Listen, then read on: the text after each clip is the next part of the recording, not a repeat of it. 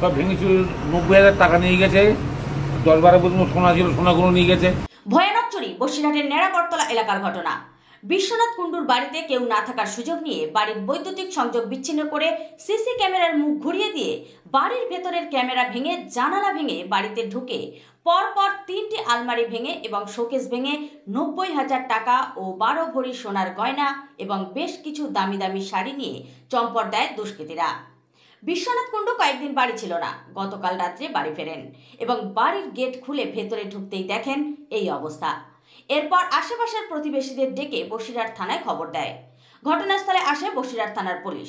যদিও বৈদ্যুতিক সংযোগ কেটে দেওয়ার ফলে বাড়িতে বৈদ্যুতিক না থাকায় সিসি ক্যামেরার ফুটেজ দেখতে পায়নি পুলিশ। আজ সকালে বৈদ্যুতিক সংযোগ ঠিক হলে সেই সিসি ক্যামেরার ফুটেজ দেখবে পুলিশ। বসিরহাট থেকে প্রতিনিধি আজিজুল শেখের রিপোর্ট, ইয়েস নিউজ বাংলা।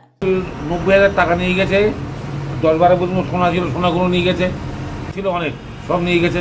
কি তারপর সিসি ক্যামেরা সব কি দেখেন ভেঙে খুলেছে, ঘুরিয়ে গেছে। জানাইছি, এসছিল থানাতে এসছিল। আমার নাম বিশ্বনাথ কুণ্ডু।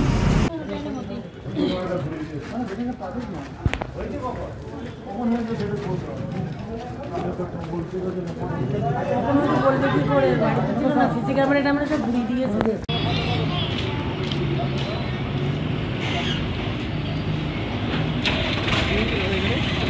চুরি হয়েছে, আরো কত চুরি গেছে।